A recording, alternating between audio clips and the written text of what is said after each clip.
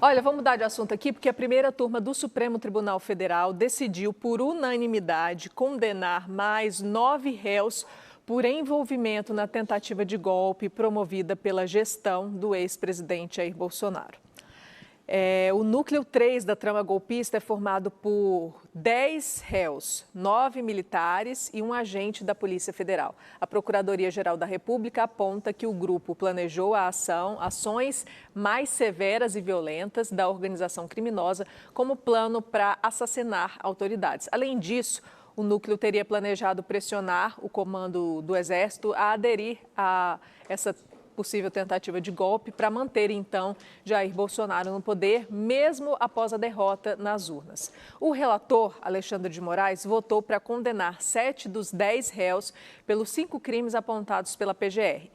Tentativa de abolição violenta do Estado Democrático de Direito, golpe de Estado, organização criminosa armada, dano qualificado e deterioração do patrimônio tombado. Outros 2 réus foram condenados por incitação ao crime e associação criminosa. E pela primeira vez, Moraes votou pela absolvição de um réu na trama. O general da reserva, Estevam Gaspar de Oliveira, recebeu o voto do relator pela absolvição por falta de provas. Professor, o que você achou? Essa questão da condenação de ambos os grupos, né, 1, 2, 3, isso foi provado no relatório da Polícia Federal, absorvido pela Procuradoria-Geral da República. E, na minha concepção, é uma situação que não cabe mais discussão. Poderia, inclusive, ter os embargos infringentes, mas você teria que ter tido pelo menos 2 votos lá na primeira Câmara, quando condenou tanto o ex-presidente Jair Bolsonaro quanto as outras pessoas que estão envolvidas nessa questão. Eu não gosto muito de discutir questão de justiça. Eu acho que isso aí é uma coisa... Eu, por exemplo, não tive acesso aos autos, né? O que a gente vê na própria imprensa, na própria TV, é o que está sendo noticiado.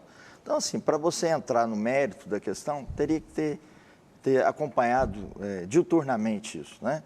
Dentro do que foi levantado num relatório de 894 páginas da Polícia Federal. A Polícia Federal, para mim, é uma polícia extremamente legalista, uma polícia de Estado, inclusive dentro desse conceito de uma nova lei de facção.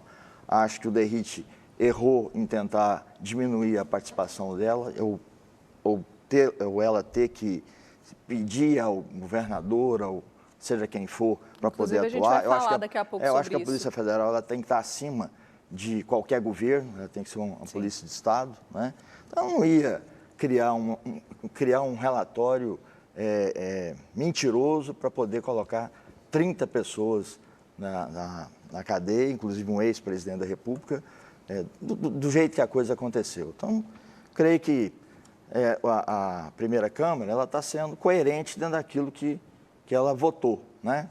E diferentemente do ministro Fux, que não está mais na primeira Câmara e passou para a segunda, que foi a única voz contrária dentro desse contexto, muito embora ele condena um ajudante de ordens e libera o ex-presidente, que o ajudante de ordens recebe ordem de quem? Do presidente. Então, acho que o voto dele foi equivocado, mas também não vou entrar no mérito dessa questão, porque eu não gosto de discutir questão de justiça.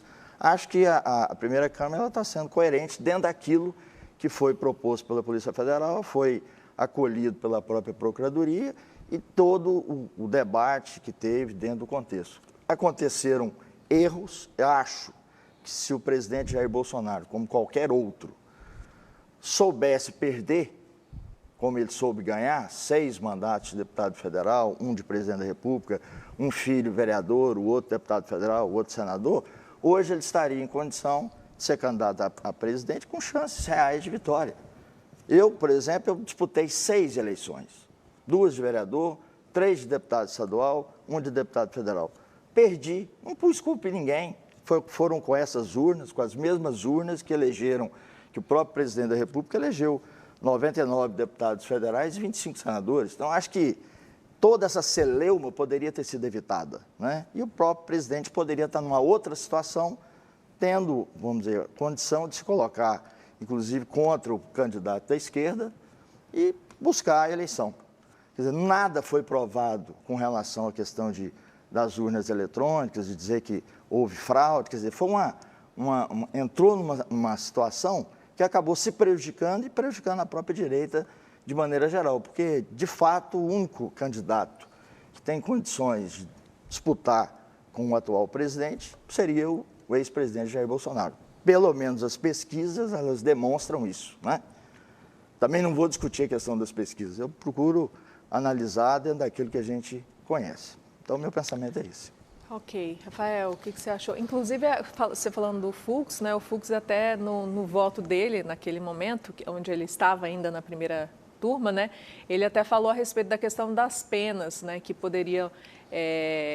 existem 2 crimes semelhantes, né? Não vou me lembrar qual aqui, mas é a tentativa de abolição violenta e golpe de Estado, que seria, basicamente, poderia unificar em uma só e não 2 penas separadas para cada uma, né?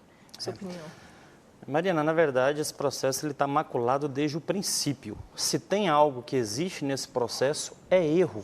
Começando pelo ministro Alexandre de Moraes, que inclusive já é considerado internacionalmente como uma pessoa que não respeita os direitos humanos, porque ele viola os direitos fundamentais, aqueles direitos que foram ratificados pelo Brasil no Pacto de São José da Costa Rica, né, dos direitos humanos. Não à toa, é por esse motivo que Alexandre de Moraes está com a Magnitsky nas costas. Lembrando que ela é irreversível, isso aí vai perdurar enquanto ele respirar.